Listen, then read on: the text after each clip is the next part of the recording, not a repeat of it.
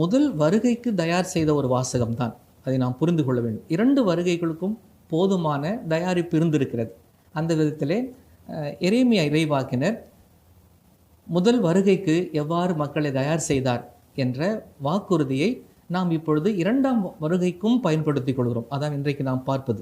அப்படி பார்க்கும்பொழுது எரேமியா 33ஆம் அதிகாரம் 14 முதல் 16 வரை உள்ள வசனங்களிலே நம்மோடு பேசுகின்றார். எரேமியா இறைவாக்கினர் வாழ்ந்த காலம் ஒரு பொல்லாத காலம் என்று சொல்லலாம். ஒரு கஷ்டமான காலம், நெருக்கடியின் காலம் என்று சொல்லலாம். இஸ்ராயேல் மக்களுடைய மிக பெரும் நிகழ்வுகள் 2. ஒன்று, எகிப்திலிருந்து விடுதலை அடைந்த அந்த நிகழ்வு, ஆங்கிலத்தில் எக்ஸோடஸ் என்று சொல்லுகிறோம். அதனால் அவர்கள் நாட்டை சுதந்திரித்து கொண்டார்கள், உடைமையாக்கி கொண்டார்கள்.